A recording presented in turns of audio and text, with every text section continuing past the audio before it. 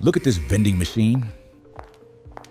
You insert your money, you press the button, you wait, you expect something to drop, something sweet, something needed, but nothing comes out. You press again, still nothing. You start blaming the machine. You blame your timing. Maybe you didn't press hard enough.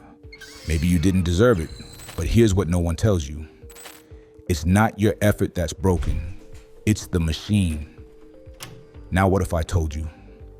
That's exactly how prayer works for billions of people.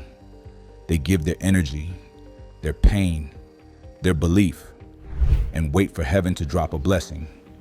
But the machine doesn't move. Why? Because they were taught to use a vending machine that was never designed to work for them. You've been praying wrong your entire life. And the people who programmed the system, they knew it.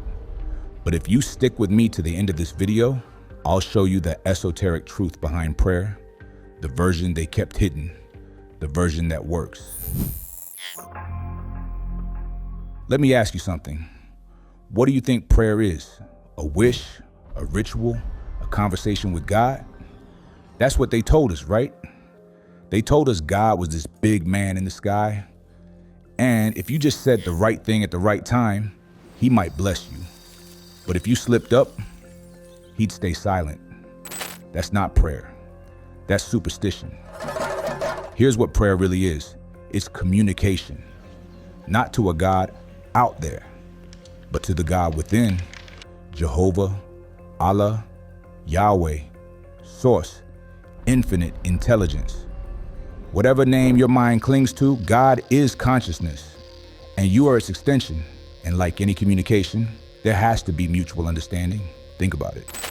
If I only speak Spanish and you only speak Swahili, we're not connecting. Words are meaningless without shared frequency.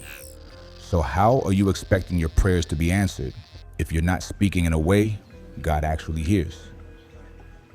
You've been using words, but God doesn't speak English or Arabic or Latin. God speaks vibration, conviction, state. The kingdom of God is within you. That's Luke 17:21. It's in your mind, your subconscious. That's where the real altar is. But most people, they never go there. They pray out loud, begging, bargaining, hoping, but deep down, they don't believe a word they're saying. And that's the real prayer. Not what comes out of your mouth, but what's echoing through your nervous system when your eyes are closed. You want your prayer answered? You have to stop talking to God like a vending machine and start broadcasting a signal God can respond to. And that signal is belief, mental agreement, spiritual certainty.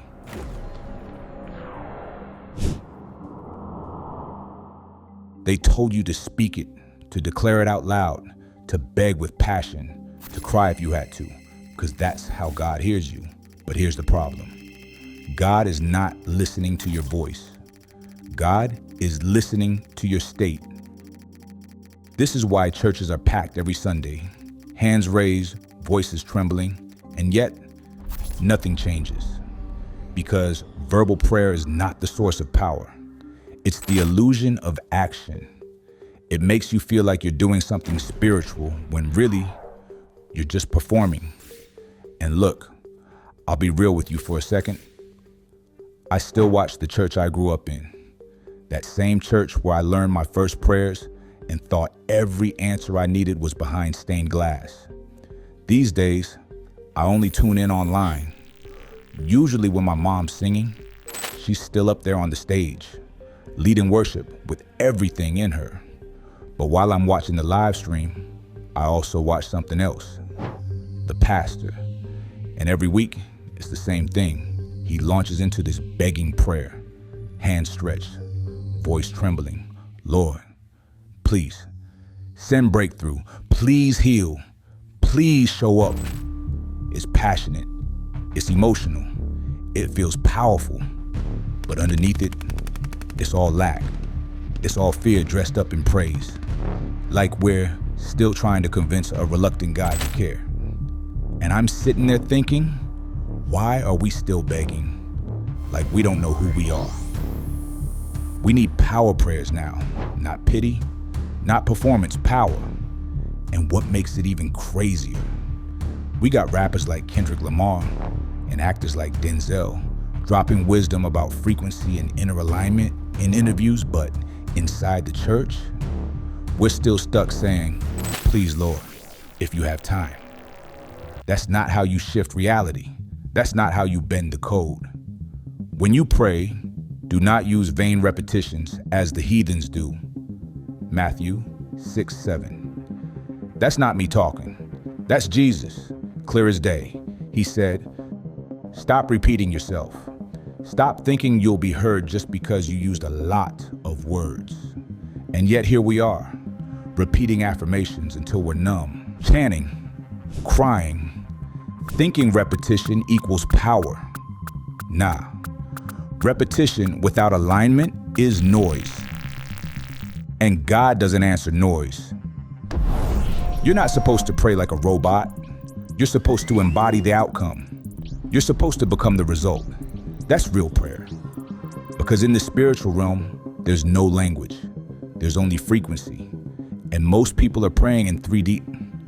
But the answers exist in the 5D mental plane. You keep asking, but the state you're in keeps rejecting the thing you're asking for. This is why your verbal prayer isn't working, because your energy is saying something else. Let's go deeper. Let's talk about the real formula, the one hidden in plain sight. Whatever you ask for in prayer, believe that you have received it and it will be yours. Mark 11:24. Hold up, it didn't say, believe you will receive it. It said, believe you already received it. You know what that means? It means prayer is not about asking.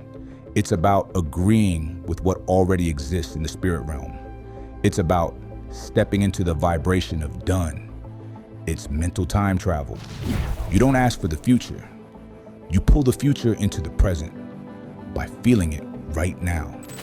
And this is where 99% of people get blocked. They say they believe, but their nervous system is still stuck in lack. Their heart is still stuck in fear.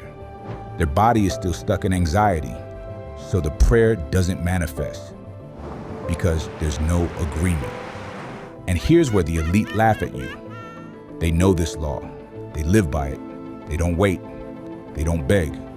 They assume, because the subconscious, your true spiritual transmitter, can't tell the difference between what's real and what's vividly imagined. So the moment you feel it is done, you've already sent the signal. And the universe, it just mirrors the frequency every single time. That's why Jesus said, "It is finished." John 19:30. He didn't say, "I hope it works." He declared it was already done. And that's what you have to do. Not wish, not plead, but declare, assume, become. Because the only unanswered prayer is the one you never believed into existence. Let me tell you something I never learned in church, but I wish I had. The most powerful prayers don't make a sound. They don't come with a worship track or a microphone. They happen in silence, in stillness, in the place nobody taught you to go, inward. I had to learn that the hard way. I used to pray out loud all the time, loud enough to feel like something was happening, like God needed volume to take me seriously. I'd journal, pace the floor, repeat the same words like a spiritual hype man. And for a while, I thought that was holy. But deep down, I was still scared, still uncertain, still begging, and nothing changed. Then one day, I stopped talking, not because I didn't want to pray, but because I had nothing left to say. I was just tired. Tired of pretending I believed when I didn't. Tired of saying I receive it with a tight chest and clenched fists. Tired of reciting God's gonna do it while silently bracing for disappointment. So I got quiet. And in that silence, I found power. That's when I realized Prayer isn't performance, it's alignment. It's when your mind, your body, your breath all agree on one thing. It's already done. Not coming, not pending, not maybe. Done. Whatever you ask for in prayer, believe that you have received it and it will be yours. Mark 11:24. You catch that? Not believe it's coming, believe you already got it. You have to step into that reality, mentally and emotionally, before it ever shows up in the physical. That's not easy, because let's be real. You're praying for healing while your body still aches. You're praying for money while your phone's blowing up with overdraft alerts. You're trying to feel chosen when everything in your life makes you feel forgotten. But that's the test. Can you step into the energy of answered prayer before the evidence shows up? Because real prayer isn't you asking God to do something. It's you embodying that it's already done. And listen, I'm not knocking people who still pray out loud. Do what connects you.